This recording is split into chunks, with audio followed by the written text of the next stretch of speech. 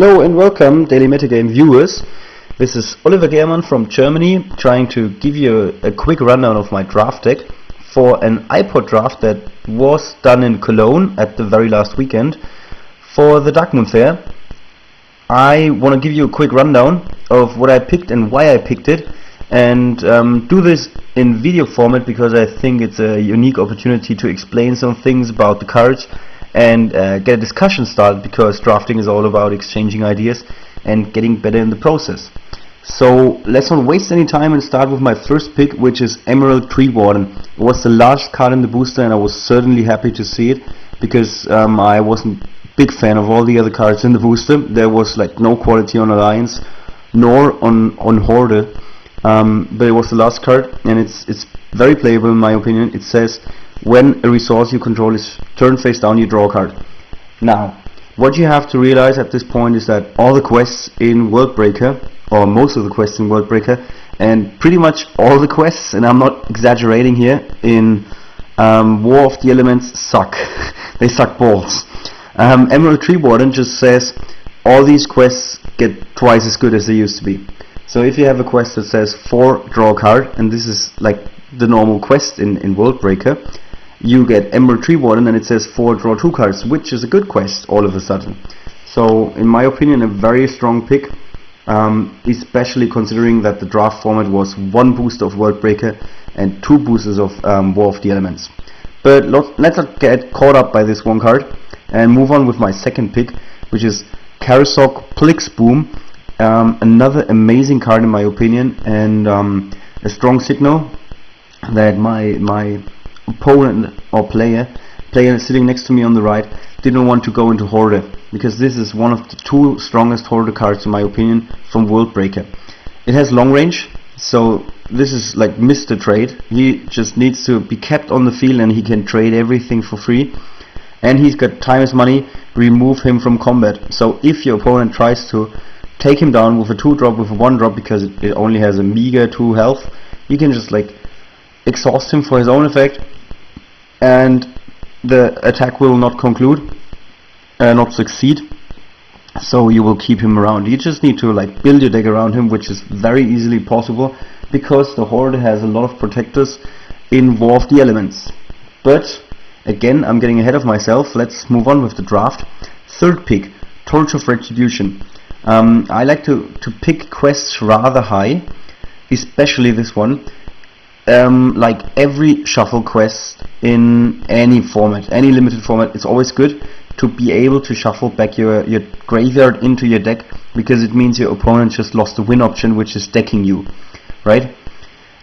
You also get to see all your best cards again in case you drew into them early on, which is another advantage. So there's not a single reason not to draft this quest as high as I did in my opinion. But you may disagree and let us know in the comment box below, pretty much. Just going quickly back 1 card, because I want to point out that Emerald Tree Warden was in the second boost as well. I thought about picking a second one, but I think Tim Rivera would have killed me because I left a comment under one of his articles about drafting with Worldbreaker, and he said that Emerald Tree Warden isn't that good in his opinion. Well, as I said, I disagree. But still, I think one should do for one deck. Anyway, moving on. My fourth pick is Frek Snipelix, the other card from Horde that is, well, probably the best card. It's very hard to say if he's better or Karasok is better, but in my opinion, both these cards are the 2 best cards that Horde has to offer. He's another guy saying that you can trade guys on the field for free. He has time is money, you can exhaust him for his effect, and right away. And it says that an ally has long range this turn. So you just need 1 other dude on the field, you play him, your opponent won't see it coming most of the times, you exhaust him, and you can trade whatever you want. This is extremely strong and gives you immediately the advantage on the field. And it's very fast and unpredictable kinda. Your opponent doesn't really see it coming. So the rest of the first booster isn't that extremely interesting in my opinion. I picked Mana Light Sky, which was very good when you were only drafting Worldbreaker, because she has nature resistance on opposing turns.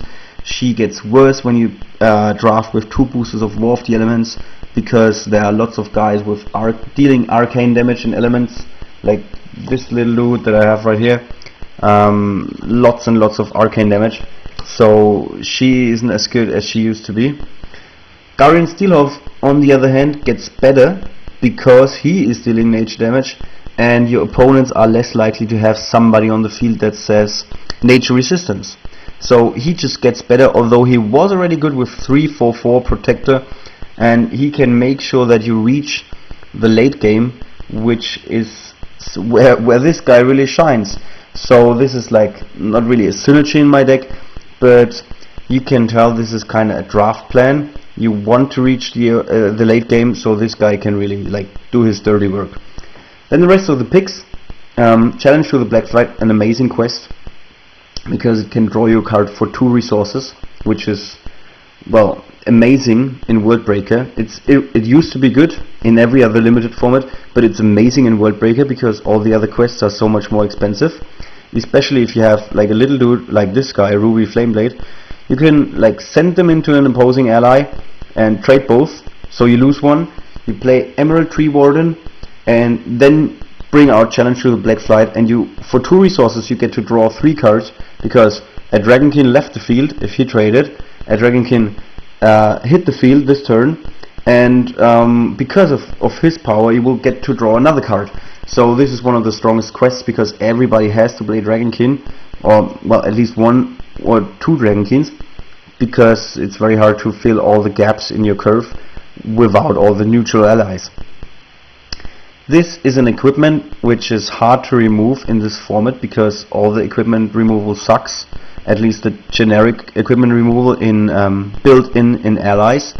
So they tend to stick around, and they give you at least 1 extra turn with 3 defense, and you can even add more counters to it, which means you will get to see the late game. And again, this is where this guy really shines, so it should work in my deck if I'm going to play it. I wasn't sure at this point, because as you can see, I didn't commit to any class at this point. I was only picking allies. I'm not exactly sure about the which was the first card. Well, I know the first card I picked, but I don't know about the last few cards.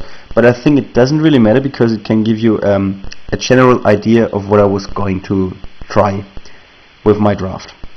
Anyway, so we got Sarkis Trickstab, which is elusive and stealth. This guy is extremely good with Frag Snipelix, because he tends to stick around with his elusive.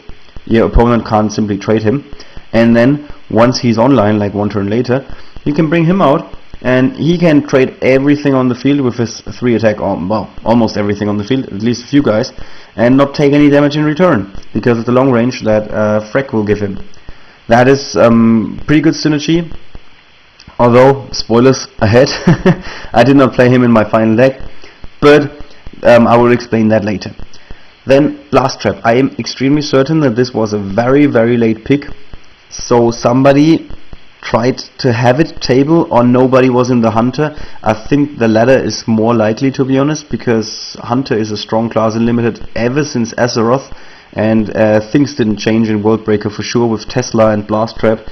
And another card that we're going to see now, which is Track Dragonkin. It's not a direct removal, but it allows you to trade allies the way you want.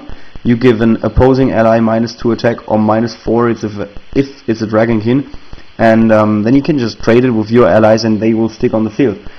The last 2 picks are very interesting. I don't like this guy at all.